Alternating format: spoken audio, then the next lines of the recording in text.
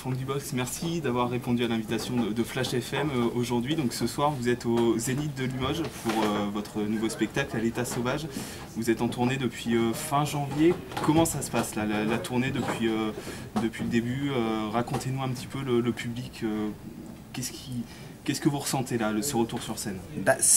Alors la tournée de l'État sauvage a commencé en avril dernier finalement, mais avec des plus petites salles comme ça. Puis après il y a eu Paris avec une plus grosse salle. Et puis maintenant on entre dans la grosse, ce qu'on appelle la grosse tournée, des très grosses salles avec tout le vrai matériel. Et c'est le moment le plus jouissif quelque part, parce que c'est là où le spectacle que j'ai voulu écrire prend sa forme. Moi par habitude j'écris pour ces grosses salles là parce que c'est une écriture un peu différente, parce qu'il faut que tout soit très rythmé, le public, il y a beaucoup de monde, il faut que les gens ne cessent de rire et puis ne se lassent pas. C'est pas comme un concert musical, vous voyez, on parle.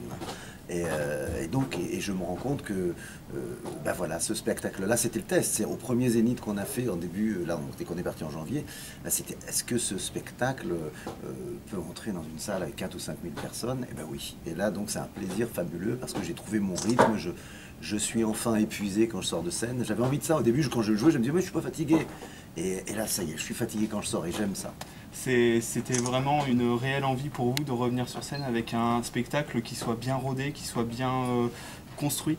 Ben oui, et puis c'est la première fois que je suis autant, que je mets autant de temps presque à le peaufiner, parce que je voulais qu'il me ressemble mais qu'il soit très nouveau. Donc il a fallu au début que je m'accroche comme ça à des choses que je faisais souvent, et puis peu à peu je les ai enlevés, je les ai gommés pour ne garder que la nouveauté, en gardant bien sûr, pas le personnage, mais ce que j'aime moi et ce que je suis, pour que tous ceux qui m'aiment continuent de me suivre, mais pour qu'il y ait une évolution malgré tout. Donc voilà, c'était important de le peaufiner jusqu'au maximum.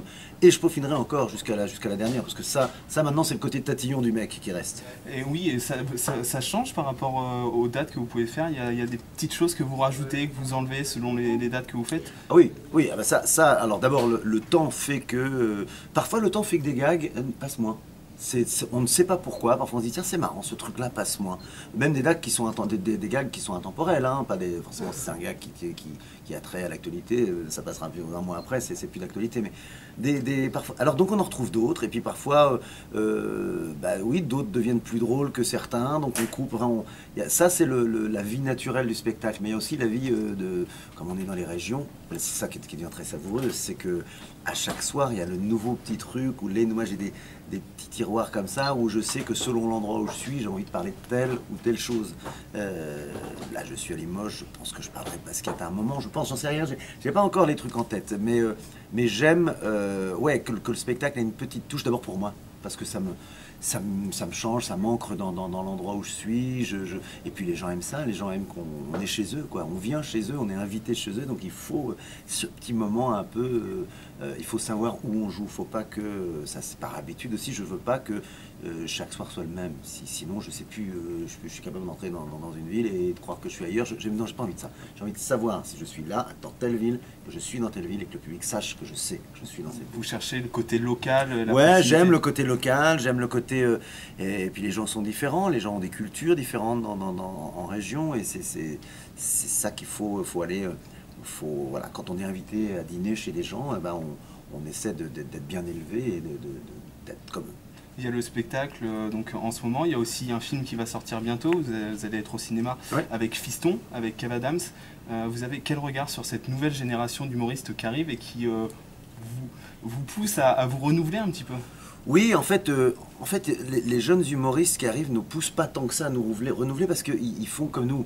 Donc, et nous on faisait comme les autres d'avant, donc c'est plus des phrases un peu de se dire on pousse. Non, c'est plutôt nous qui les poussons à essayer d'être au top, parce qu'il faut nous, quand je dis nous, je parle des Gad, des Florence Foresti, c'est qu'il faut nous suivre maintenant. Alors c'est pas comme des sportifs, on perd pas la vitesse, on la garde, notre vitesse. Un sportif à un certain âge, il perd de la vitesse, et le cycliste, si c'est des cyclistes, ils vont se faire doubler, donc il faut que nous, non, on garde notre vitesse de croisière, mais maintenant, la jeune génération d'humoristes, elle n'est pas si large que ça à faire un énorme succès pour l'instant, hein. C'est tout le mal que je leur souhaite, mais Kev en fait partie de ceux qui ont beaucoup de succès actuellement. Donc maintenant, ils nous poussent pas. Le marché est comme ça, c'est qu'il y en a qui s'en vont, il y a des plus vieux qui s'en vont et des plus jeunes qui arrivent. Maintenant, moi j'ai envie de faire partie de ceux qui restent pour l'instant, effectivement. Donc il faut que je travaille fort, mais pas parce qu'il y a les jeunes, parce qu'il y a aussi les vieux. Et donc vous êtes à l'affiche avec lui et c'est un petit peu, vous êtes un peu une référence pour eux en fait. Et Oui, non, oui, nous les plus vieux, comme mes plus vieux à moi sont des références, nous on est leurs références, oui. Je pense, enfin, c'est ce que dit Kev maintenant, pour certains, on est des références dans les deux cas, hein. On est des références dans ceux qui veulent pas faire comme nous, et une référence pour ceux qui veulent faire un petit peu comme nous. En général, ce qu'ils veulent, leur humour, c'est chacun a son humour, mais ce qu'ils veulent, c'est le succès que nous, on a ou qu'on a eu. Ils veulent ça, ils visent ça. C'est pas toujours la meilleure, parce que nous, enfin, en ce qui me concerne, quand j'ai commencé, il n'y avait pas cet énorme succès des humoristes. Peut-être Jean-Marie Bigard qui avait ces grosses salles et tout ça.